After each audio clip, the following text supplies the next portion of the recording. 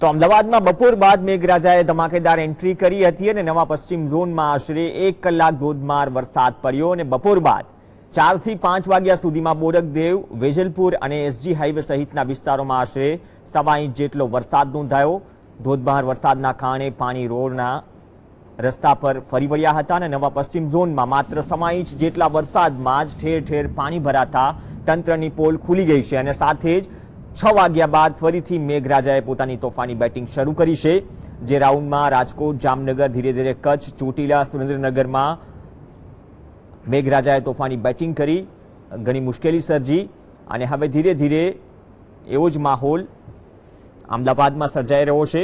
આજે બપોર બાદથી જે અમદાવાદના આપ દ્રશ્યો જોઈ શકો છો નવા પશ્ચિમ ઝોનમાં, જ્યાં વરસાદ પડ્યો અને 1.25 ઇંચ વરસાદમાં જો આવા હાલ છે તો મેઘરાજાની વધારે તોફાની બેટિંગ થાય તો તંત્ર અને લોકોની મુશ્કેલી પણ વધી શકે છે। આજ સવારથી ધીમી ધારે વરસી રહેલો વરસાદ સાંજ પડતાની સાથે મન મૂકીને વરસ્યો હતો અને ભારે વરસાદના કારણે અમદાવાદના વિવિધ વિસ્તારો છે ત્યાં પાણી ભરાવાની જે સમસ્યા છે તે સામે આવી રહી છે। નહેરુનગર, આંબાવાડી વિસ્તારમાં ધોધમાર વરસાદ વરસવાથી પાણી ભરાયા છે। અત્યારે જે આ વિસ્તાર છે પાલડી વિસ્તાર છે જ્યાં ભારે વરસાદને લઈને પાણી ભરાયા છે।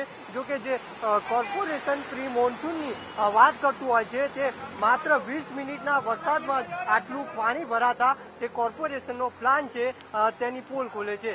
કેમેરામેન જીવાભાઈ સાથે મૌલિક ઉપાધ્યાય, GSTV, અમદાવાદ। સહયોગી મૌલિક જોડાશે। મૌલિક, બપોર બાદ એક તો તોફાની બેટિંગ ચાલુ છે, હજુ પણ વરસાદ વરસી રહ્યો છે, કયા કયા વિસ્તાર છે જેમાં પાણી ભરાવાની સમસ્યા છે? અંડરપાસ તો 20 મિનિટમાં જ ભરાઈ ગયા, પરંતુ હવે જે મુખ્ય સમસ્યા શરૂ થશે આ વરસાદના કારણે તે કઈ પ્રકારની રહેશે અને કઈ પ્રકારની હાલાકી અત્યારે લોકોને પડી રહી છે? જી પ્રવીણ, જે કોર્પોરેશન છે તે પ્રી મોન્સૂન પ્લાનની વાત કરતું હોય છે, ખાસ કંટ્રોલ રૂમ પણ છે જેને લઈને જે તમામ વિસ્તાર છે અમદાવાદના ત્યાં કેમેરા દ્વારા નજર રાખવામાં આવી રહી છે। પરંતુ શહેરમાં જે સવારથી ધીમી ધારે વરસાદ વરસી રહ્યો હતો ને બપોર બાદ વરસાદે બેટિંગ કરતા શહેરના અનેક વિસ્તારો જળબંબાકાર બન્યા છે અને જે શહેરના દરેક વિસ્તાર છે ત્યાં પાણી ભરાવાની પણ સમસ્યા સામે આવી રહી છે।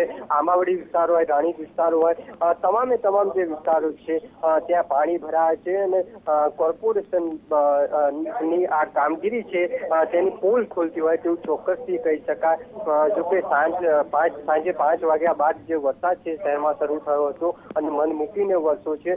જો કે હવે વરસાદ શાંત રહે ત્યારબાદ જે પાણી જે નિકાલ માટેની જે વ્યવસ્થા છે તે કોર્પોરેશને કરવી જોઈએ, પરંતુ દર વખતેની જેમ આ વખતે પણ કોર્પોરેશન આ કામગીરીમાં નિષ્ફળ છે।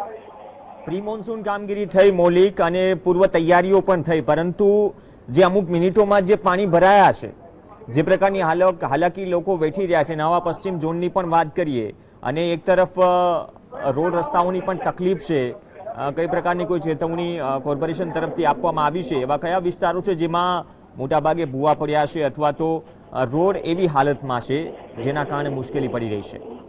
જી, શહેરના જે દરેક વિસ્તારની વાત કરીએ તો થોડા હમણા વરસાદમાં શહેરના દરેક વિસ્તારમાં પાણી ભરાવાની સમસ્યા સર્જાતી હોય છે। આ ઉપરાંત જે ભૂવા પડવાની પણ સમસ્યા સર્જાતી હોય છે। જે કામગીરી છે તે કોર્પોરેશનની પ્રી મોન્સૂન પ્લાનની વાત કરે છે। જો કે મેયરે પોતે જે મુખ્ય કંટ્રોલ રૂમ બનાવવામાં આવે છે જેને લઈને વરસાદની લઈને તમામ શહેર પર નજર રાખી શકાય તે કંટ્રોલ રૂમની મુલાકાત લીધી હતી, પરંતુ આ કંટ્રોલ રૂમની મુલાકાત માત્ર દેખાવ હોય તેવું ચોક્કસથી કહી શકાય, કારણ કે અમદાવાદ સિટી એ સ્માર્ટ સિટી પણ બની છે અને હેરિટેજ સિટીમાં સ્થાન પામ્યું છે। ત્યારે હેરિટેજ સિટીની વાત થતી હોય ને અમદાવાદ શહેરમાં પાણી ભરાવાની સમસ્યા એ પણ થોડા સમયના વરસાદમાં જે પાણી ભરાવાની સમસ્યા છે તે જરૂરથી જે તંત્ર છે તેની પોલ ખોલે છે। તો આ મુશ્કેલીઓ પર કંટ્રોલ મેળવવો એક પડકાર રહેશે કોર્પોરેશન સામે। આભાર મૌલિક સમગ્ર માહિતી બદલ।